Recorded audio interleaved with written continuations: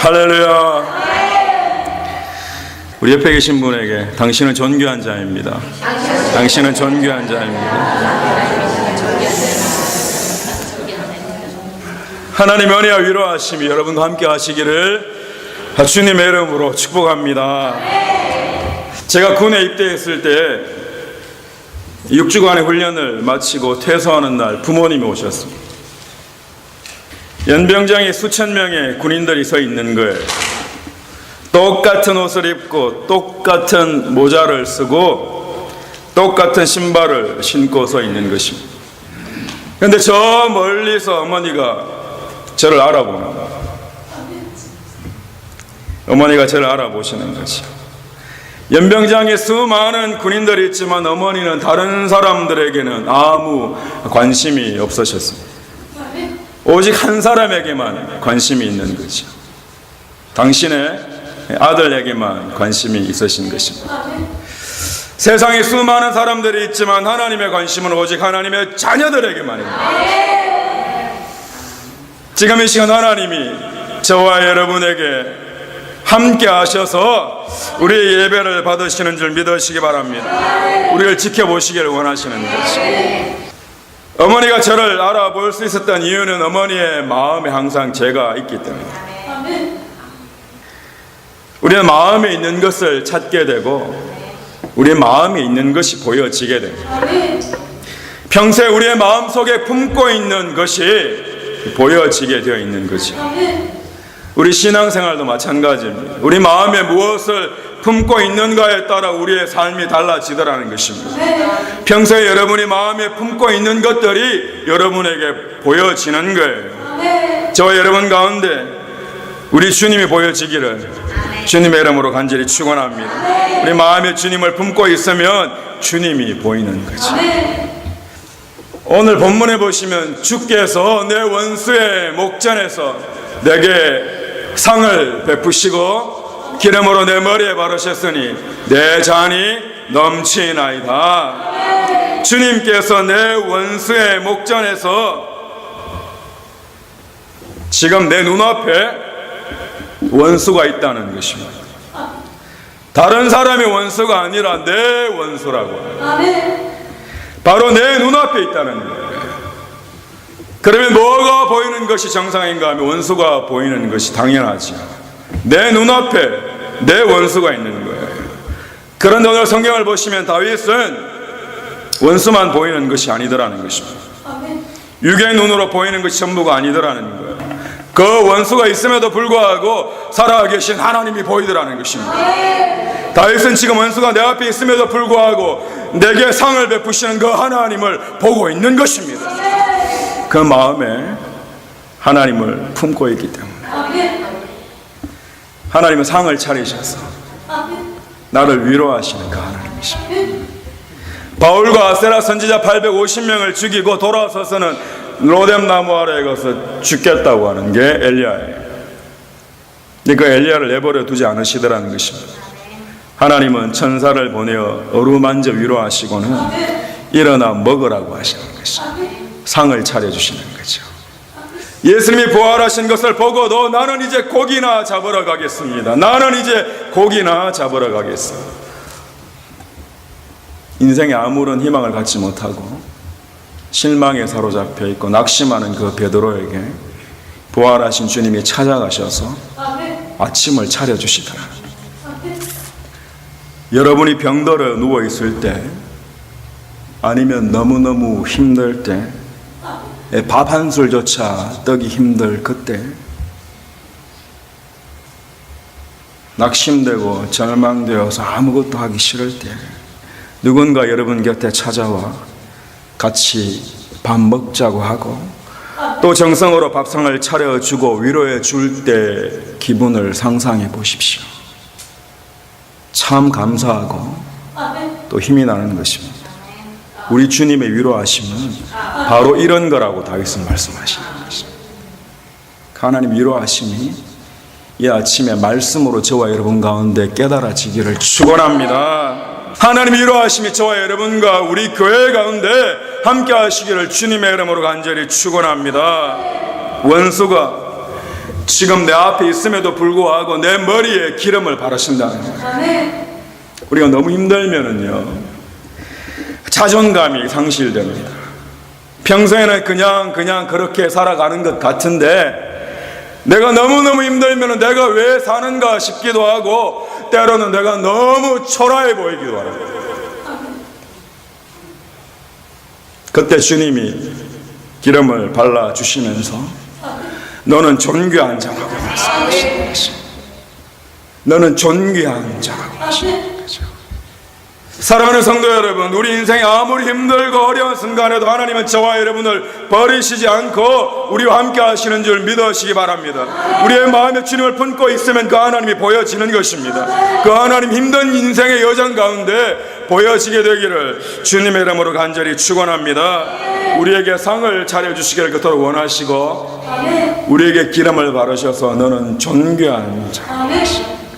예배 가운데 우리가 이런 위로하심과 이런 은혜를 경험해야지 되는 것입니다. 하나님이 지금 이 시간 저와 여러분을 부르셔서 우리를 위로해 주시고 우리에게 힘 주시는 하나님, 그 하나님을 만나시기를 축원합니다. 마음에 무엇을 품는가에 따라 보여집니다. 원수만 보이는 것이 아니라 그 결정적인 순간에 하나님이 보이더라는 거죠. 그래서 다윗이 고백합니다. 원수가 내 눈앞에 있음에도 불구하고 뭐라고 고백하는가 하며, 내 인생, 내 잔이 넘치나이다. 내 은혜가 넘치나이다.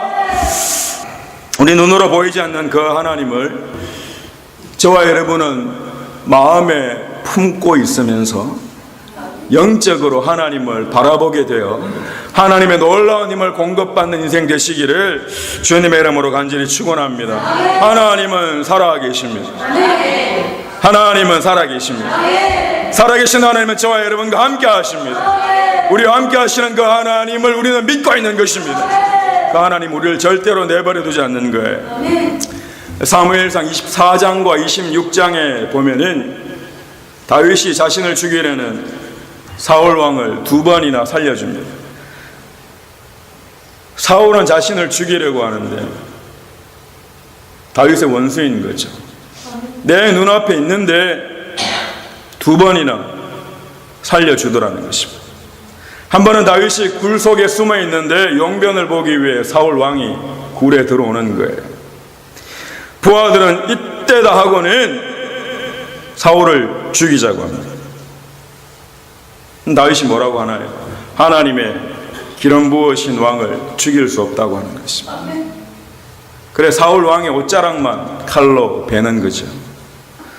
사울 왕이 굴에 나가서 멀찌감치 떨어지자 뒤에서 사울 왕을 부르는 것입니다. 사울이 깜짝 놀라는 거죠. 그리고는 다윗이 자신을 죽일 수 있었는데 살려준 거라는 것을 알게 됩니다. 다윗의 눈에는 원수 사울만 보이는 것이 아니라 그럼에도 불구하고 그와 함께 하시길 그토록 원하시는 하나님이 보이더라는 것입니다. 사울 왕에게 기름 부으신 하나님이 보였던 거예요. 하지만 사울의 눈에는 다윗만 보이더라는 것입니다. 다윗에게 기름 부으신 하나님은 보이지 않고 다윗만 보이더라는 거예요.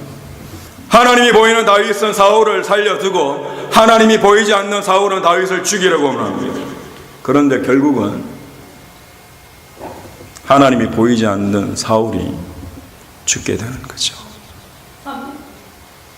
저와 여러분 인생 가운데 여호와 하나님이 보여지게 되기를 축원합니다. 하나님을 품고 있으면 하나님이 보이고 그 하나님 때문에 우리가 사는 거죠.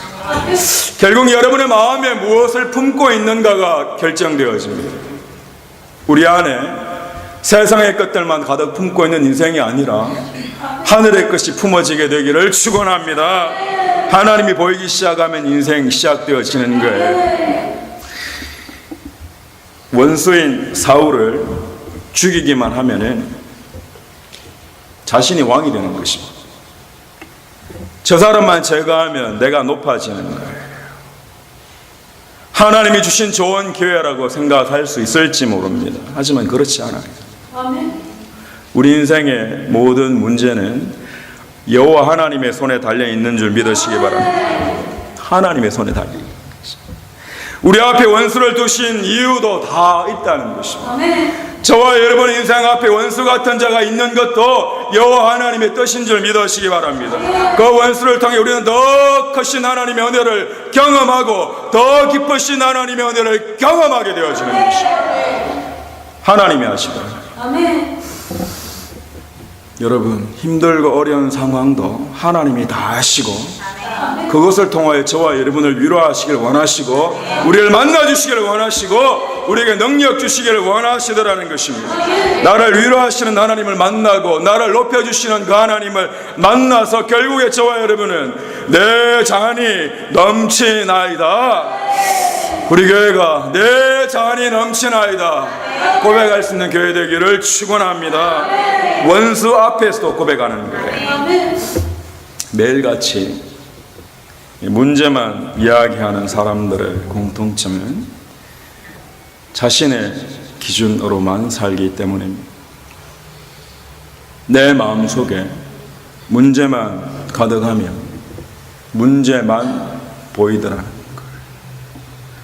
저와 여러분의 마음에 문제가 있을지라도 우리 마음의 중심에 예수 그리스도가 주인 되시기를 축원합니다. 사망 권세를 이기시고 다시 사신 그 예수 그리스도가 저와 여러분을 반드시 살리실 것입니다. 주님이 우리 마음에 계시면 우리는 어떻게 하면 이 문제를 한번 해결해 볼까에 모든 것을 집중하는데 성경은 그렇지 않다는 거예요. 저와 여러분의 마음에 예수 그리스도를 주인으로 모시기만 하면 그 모든 문제는 주님 안에 가운데 해결되어지는 것입니다. 교회가 어려워지는 것은 상황 때문이 아니라 우리 마음의 중심에 주님을 버리기 때문입니다. 여러분의 가정이 힘들어지는 것은 주님을 버리기 때문이에요. 우리가 더 주님께로 가까이 나오게 되기를 축원합니다. 이 땅에 왕이 되는 것이 전부가 아니라는 거죠. 다윗이 이 땅의 왕이 되는 것이 전부라고 생각했다면 사울을 제거해야 됩니다. 하지만 다윗은 이 땅의 왕이 되는 것이 전부가 아니라 하나님 나라를 바라보고 살았던 것입니다. 6절에 보시면 나의 평생의 선하심과 인자하심이 정녕 나를 따르리니 내가 여호와의 집에 영원히 가리로다. 원수 앞에서도 하나님 나라를 품고 있었다는 거죠. 내가 여호와의 집에 영원히 가리로다. 내가 내일 당장 이스라엘의 왕이 되겠습니다가 아니라 내가 여호와의 집에 왕노릇하는 자가 되기를 축원합니다. 지금 지는 것 같아도 지는 것이 아니라는 거예요. 지금 이기는 것처럼 보여도 이기는 게 아니라는 것입니다. 여호와 하나님이 저와 여러분의 인생을 끝끝내 책임지시고 하늘나라로 인도하시는 줄 믿으시기 바랍니다. 열왕기상 18장에 보면은 엘리야 시대 이스라엘 땅에 3년 반 동안이나 비가 오지 않습니다. 엘리야 갈멜산 꼭대기에 올라가서 땅에 꿇어 엎드려 기도하는 거예요. 그리고는 사환에게 시킵니다. 올라가서 바다 쪽을 보라는 거예요. 사환이 이야기합니다. 아무것도 없다는 거예요. 3년 반 동안이나 비가 오지 않았는데 뭐가 있겠냐는 거죠. 근데 자꾸 시킵니다. 또 올라가서 보라고 하고 또 올라가서 보라고 하는 거예요. 아무것도 없다는 거죠. 그런 7번째 가보니 구름이 있는 것입니다. 사환의 말이 재미있는 거죠. 사환이 뭐라고 이야기하는가? 7번째 이르러서는 저가 고하되 사환이 이야기하는 거예요. 바다에서 사람의 손만한 작은 구름이 일어나나이다. 한번 생각해 보십시오. 정말 구름이 손만 했겠습니까? 손만한 구름이겠냐? 사환의 마음에는 비가 올 거라는 기대가 없는 거예요. 3년 반 동안이나 구름 한 점 없는 하늘만 보고 살았는데 구름이 있을 리가 없다는 것입니다. 그 마음에 비가 올 거라는 기대가 전혀 없는 거죠. 구름이 있기는 있는데 없는 거나 다름이 없다고 이야기하고 싶은 것입니다. 손만한 작은 구름이라고 하죠.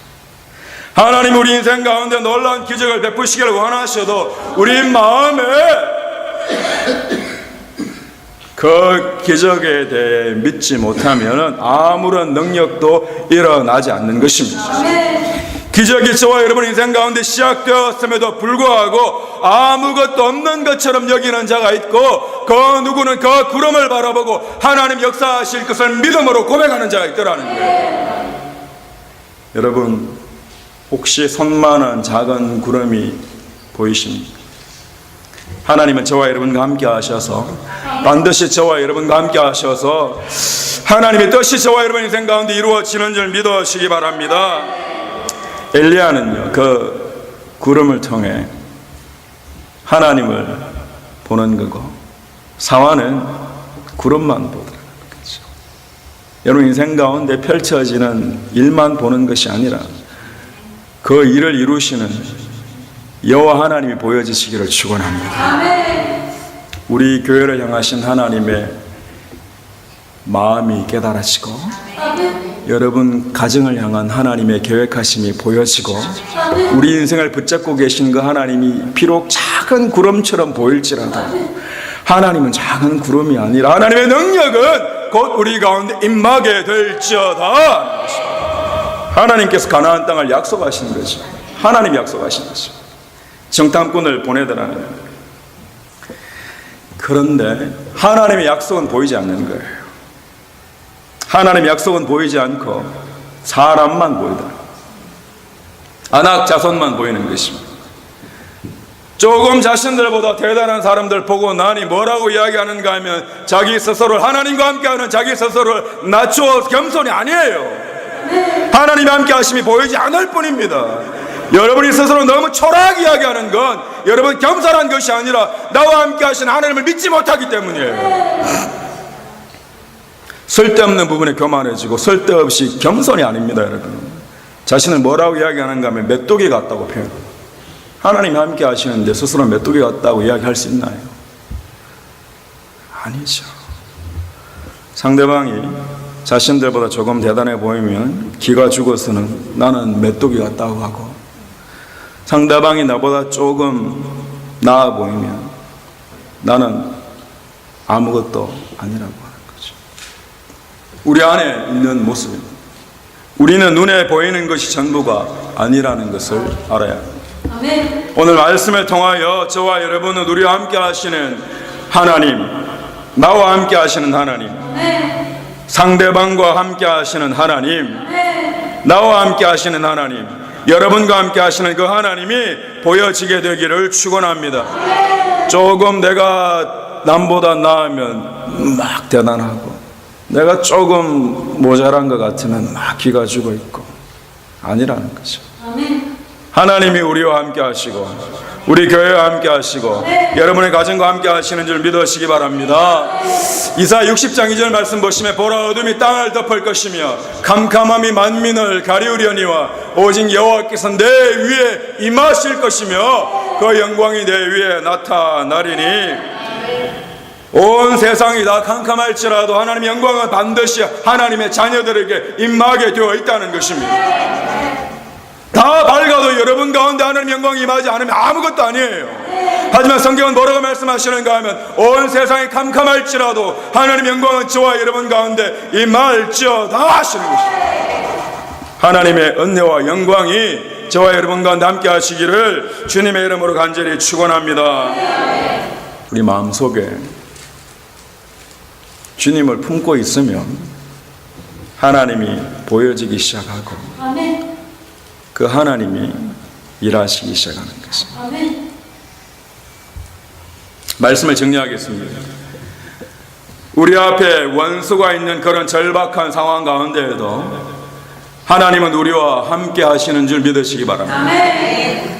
하나님은 우리와 함께 하시는 하나님이신 줄 믿으시기 바랍니다. 아멘. 우리에게 상을 차려주시고 우리에게 존귀하다고 하시면서 기름을 발라주시더라는 거예요. 저와 여러분의 인생의 잔이 넘치도록 은혜를 부어주시는 것입니다. 우리 삶 가운데 여호와 하나님의 은혜와 영광이 보여지기를 주님의 이름으로 간절히 축원합니다. 내 잔이 넘치나이다. 내 잔이 넘치나이다. 아멘. 세상 것으로 부어지는 게 아니고 하나님의 은혜로 내 잔이 넘치게 되기를 주님의 이름으로 간절히 축원합니다. 함께 일어나셔서 고백합니다. 너희 하나님 여호와가